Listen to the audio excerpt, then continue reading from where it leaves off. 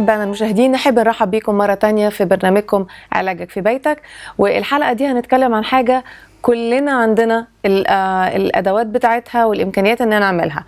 النهاردة هنتعلم أكتر عن استخدامات للأعشاب، وإحنا دايما عارفين الأعشاب هي أشياء إحنا بنتبل بيها بس الطعام بتاعنا، لكن النهاردة هنتعلم من دكتور جويس، ونحب نرحب بيها النهاردة في الاستوديو. أهلا وسهلا بيكي. عايزين نتعلم منك أكتر استخدامات علاجية للأعشاب. Well, it's amazing that what we have in our home can help us so much. Mm-hmm. And so that's why we're going to talk about herbs. And we've chosen ones that are familiar to most of the people, I think, in our audience. So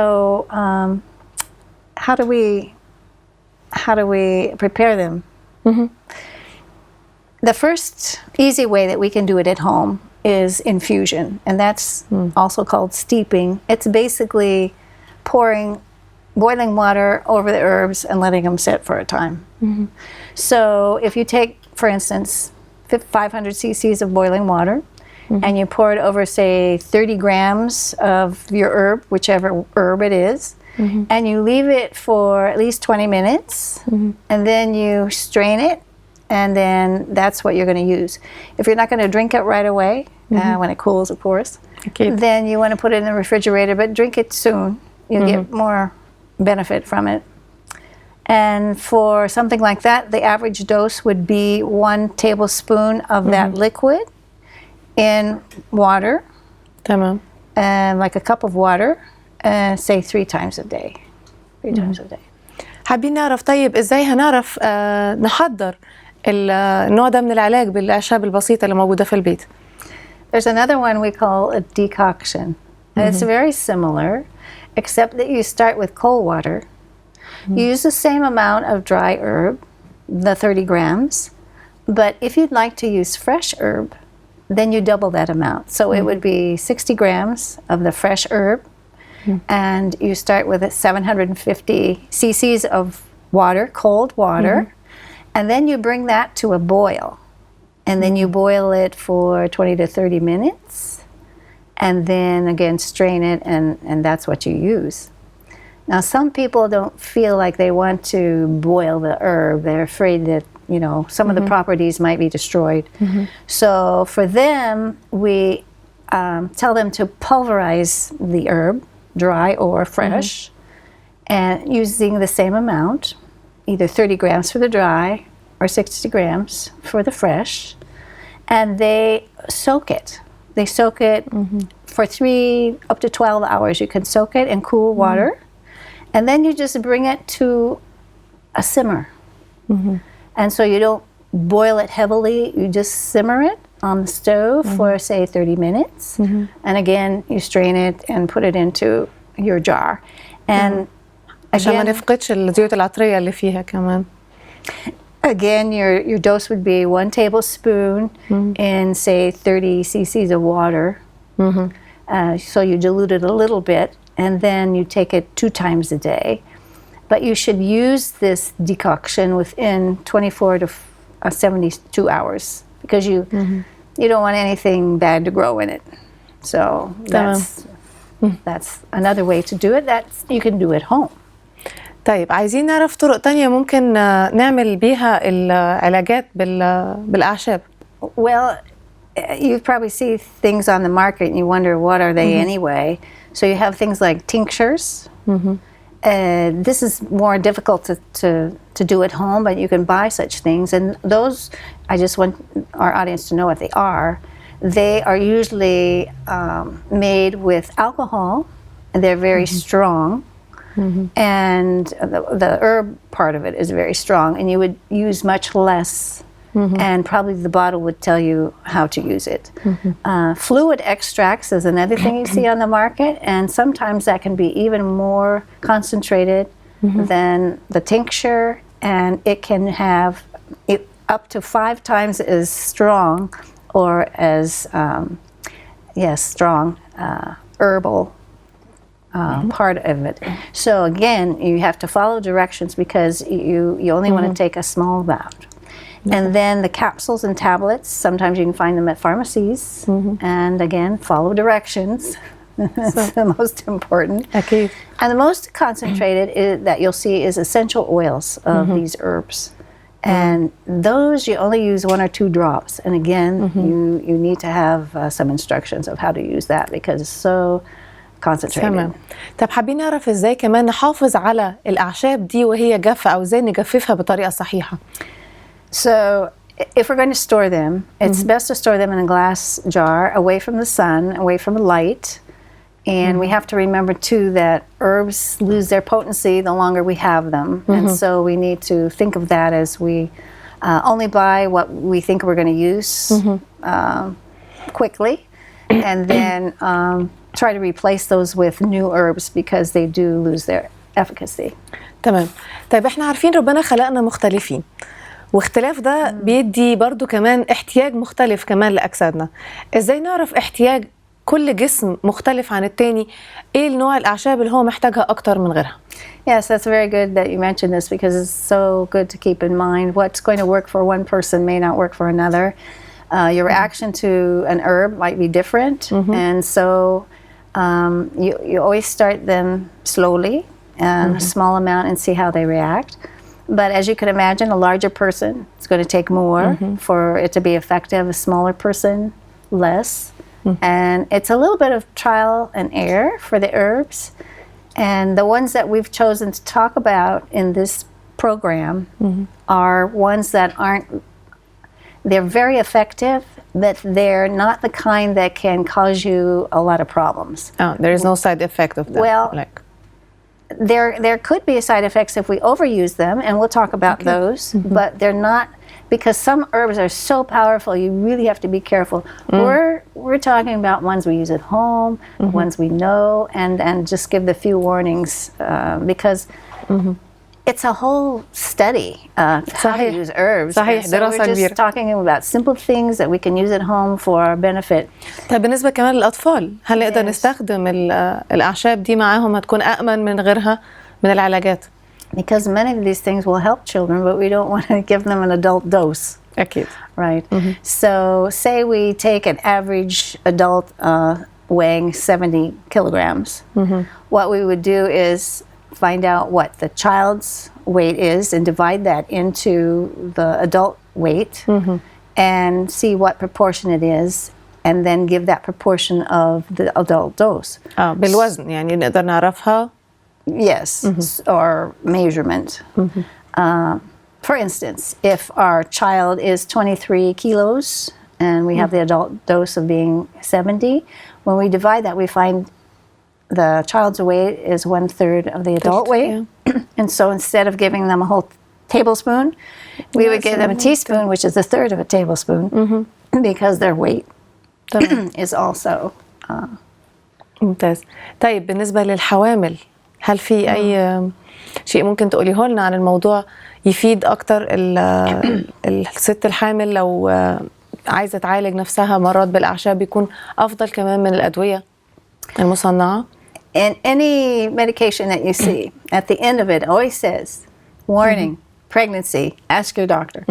And we'll say the same thing about pregnancy. There are some herbs that you definitely want to check with a doctor before you use them. أكيد. Now there are some that are very mild, like maybe mint for nausea or something like that. But you always want to ask the doctor first. And dangerous for women who are pregnant are diuretics, the ones that make you lose water. Also purgatives that relieve constipation. I'd rather change it with their diet and have more fiber in their diet to relieve that problem and maybe more water and a little bit of exercise rather than a purgative herb. But always check with your doctor first. And anytime, for any condition, if you have any questions, it's always best to check with your doctor. أكيد طبعا لازم نحتاط من النقطة دي. بس طب في مثلا مرات ناس بتكون عندها مرض في الصدر أو في القناة التنفسية، هل ده ممكن يساعد الأعشاب إنه يتعالجوا بطريقة أفضل بدون ما يكون في أي ألم أو ضرر منها؟ Well, again, chronic disease, anything with breathing problems or heart problems, we want to always check with the doctor. But one that we're going to talk about in these upcoming episodes that may be a problem for a person with high blood pressure is licorice root, because there's something in there that constricts the vessels. Anytime anything constricts the vessels for a long period of time, like an herb can do, can raise the blood pressure. And also a person that's on blood thinners, if they take something like garlic, which we're going to talk about a little more, it's already thinning your blood, and so it can thin it too much. And so again, you have to check with your doctor. If I use this much garlic, can we adjust our medication so it's not too much, and this kind of thing. So you always have to check. And it's interesting too that when you're on a regime of herbs, you don't want to just take them all the time. You want to have a rest. So every week you should take one day where you're not taking them, and then every 2 or 3 weeks you should stop taking them for, say, 3 days or so. And if I'm speaking as if you're doing it for yourself, or if you're doing it for somebody else, see if they do better on the rest, and then let them rest another 1 or 2 days, see how they do. And if they seem to be cured or much better, and you don't need to give them any more of that, then great. Then you want to give them more nutritive or that kind of thing that's not a curative thing, but it's something to help them recover. And of course, food is a big way to do that. And so that way, you're not overusing the herbs.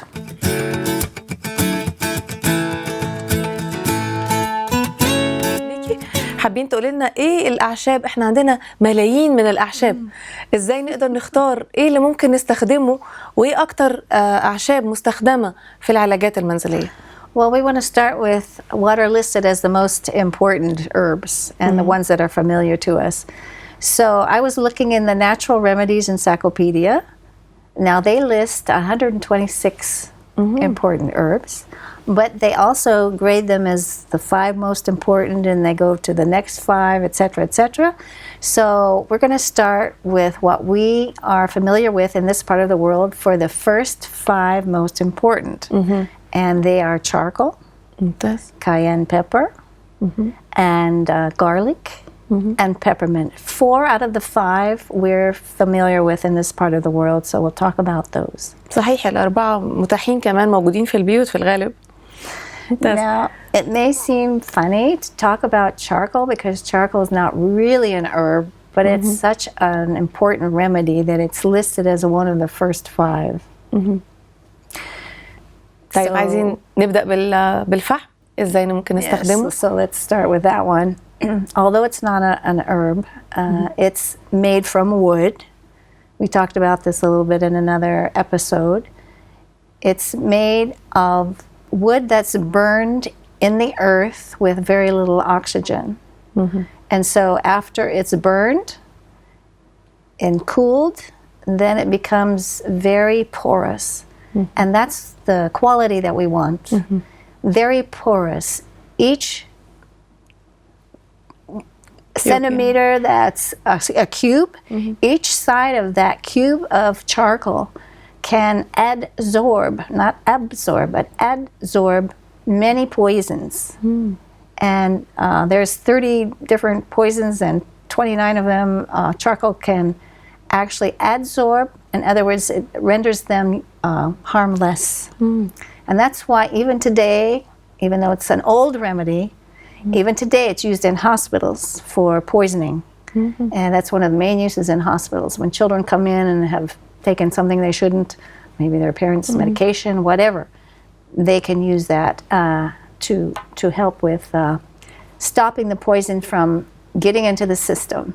And it's very important. Now we can use it too, even though we're not poisoned, although some people that are exposed to bacteria and can develop food poisoning, certainly this helps with that. But you can drink it in diluted water and use it as a poultice on wounds and skin infections, and you can even take it as a tablet. In pharmacies you can find it. So it's an amazing substance. صحيح، ورائع. يعني حتى الاستخدامات خارجية في حلقات تانية احنا بنشوف زي ممكن نستخدمه على الجلد من بره، ودلوقتي كمان نقدر نبلعه في الجسم كمان، ويقدر يكون من الداخل يحسن أو يعني يمتص سموم. فدي حاجة رائعة. طيب عايزين نعرف أكتر إزاي الفحم بيشتغل. You know, because some people ask me, can I use the charcoal on the market, you know, that we use for barbecue? I just want to make a point here because it could be dangerous if people don't understand. As I've looked around here, it looks like most of the charcoal here using for a barbecue is actual charcoal. It's different lumps of burned wood, you know, charcoal that's not uniform. But in some places in the world, they actually take that charcoal in order to make it, you know, it's expensive. And so to make it cheaper, they crush it and they put it with other things like sawdust and starch and even something that's going to make it burn quicker. But the way you can tell, we call that a briquette, a charcoal briquette. This is something you do not want to use for a remedy because it's dangerous. It's mixed with other things that you shouldn't be ingesting or that you want on your skin. But the way you can tell is that it's going to look uniform. They're all going to be the same size. They're all going to look like pretty little briquettes. But the real charcoal is going to look like big lumpy things. They're all going to look different. And that's the real charcoal. And make sure you read the package to make sure that nothing's been added. So I just want to make that clear because it's kind of a أكيد warning. طبعا عايزين نتأكد النوع اللي We want to هنستخدمه make بالظبط. sure. طيب ازاي بقى هيستخدم الفحم ده معانا؟ هنستخدمه ازاي؟ بيشتغل ازاي في جسمنا؟ Because that's another kind, because that's not only been burned in the ground like the rest, but it's been treated with steam that makes it even more porous. So if you go to the pharmacy and you find activated charcoal, it's actually going to work even better than the regular charcoal, although they're both good. So it just, what it does, it just adsorbs more poisons, more toxins, more things. But again, another warning is that you don't want to take it with your medication because it will absorb that too, probably. So wait at least a half an hour or maybe even an hour after you take medication so that it's already absorbed into your bloodstream and out of your stomach, so that when you take the charcoal internally, then it's not going to absorb your medication and you're not going to get the benefit of your medication. صحيح. ساعة بيكفي بعد الأدوية العادية اللي بناخدها يوميا. حضرتك شايفة ساعة كفاية بين استخدام الفحم؟ I think so. On an empty stomach, if you're taking your medication on an empty stomach, then in an hour, that's probably gone. If you're taking it with food, you might want to wait even 2 or 3 hours تمام. because of the same reason. طيب ازاي هناخد بقى الفحم بطريقة داخلية، أو يعني بلعه ازاي؟ هو باودر، ازاي هنحطه؟ Okay, it's better to put it in a little water. Actually, if you look at powdered charcoal as it comes commercially, and by the way, if you buy it in these lumps, then you have to grind it up and make it into powder to be more effective for you. But you'll find that it's very messy. So you want to designate something that you don't mind gets real black and dirty to grind it up with and keep it for that purpose. But it's very, it flies around and you don't want to breathe that. You can just see it coming into the air in little puffs like smoke.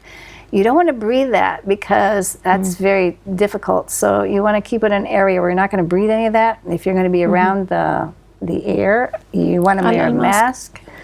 And but if you're just using it at home out of a jar, you know, it's no problem. You just, what I like to do, I put a little water in my cup, maybe half a glass, and I take a spoon of charcoal and I put it in and kind of let it settle, and then I stir it very carefully, because if you're really stirring, it can puff up into the air. So stir it carefully. I drink that, and then I pour another glass of water over that, because there's always some left in the glass. صحيح. And you drink that second glass because, again, it can be constipating if you don't have enough water. So always drink another glass afterwards. ممتاز. And so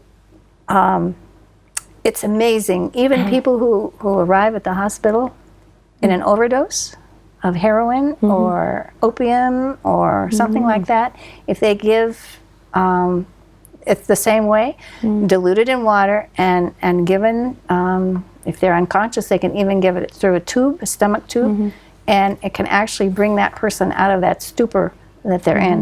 It's amazing. طيب عايزين نعرف نستخدمه امتى الفحم؟ لما نبقى عندنا ايه نبقى محتاجين نستخدم الفحم. People have a lot of trouble with gas. It's wonderful for gas. So you can take it, if you have gas before a meal, take it before a meal, but then let it settle. And so you don't want it to take all of your vitamins away from your meal. Although some doctors say that it really doesn't. That it doesn't take your vitamins away, but you want to be careful. So that's one really helpful thing. One spoonful and a half a glass of water, like I said, and follow with another glass of water. A person who has diarrhea, it's excellent to stop that, because whatever bacteria or viruses is dealing with your colon, it will adsorb it and get rid of it, and so that your intestines can heal and the diarrhea will stop. After each diarrhea episode, take another glass of charcoal, and that will work very good. تمام. Some people have a disease where there's actually sores or open places in their bowel, like colitis or even irritable bowel syndrome, and charcoal in water can really help soothe that as well. So anyone that has any problem with the bowel, they can try this and see if it doesn't help, and I think it will. ممتاز. طيب ازاي ممكن نستخدمها بشكل خارجي كمان؟ We talked a little bit about it. The poultices, you mix it with water, and I like to mix it with a little ground flaxseed because that keeps it moist. You want that poultice to stay moist. And if you have an infection or a cut, in one of our episodes, we've shown exactly how to do a poultice, so your viewers might want to check that out in one of the other episodes. Okay. And it's amazing. It can bring away congestions from the internal organs by putting it on there. If you have a problem with the liver, it can help that. If you have a problem with the kidney, having it around your kidney, on your back, it can help with that. Anytime you have an inflamed organ, if you put a poultice on top of it, it can actually help. ممتاز. طيب حابين نعرف ايه الاعشاب التانية اللي ممكن نستخدمها، يعني حتى لو بطريقة مختصرة لأنه وقت البرنامج، تقدري تقولي لنا ايه ممكن تاني نستخدمه في البيت؟ Well, we have a lot of them, and we will be discussing them in other episodes. I think we're going to find that we'll talk about cayenne pepper, we're going to talk about garlic, we're going to talk about mint. All of those are familiar to us, and others that are familiar. أكيد.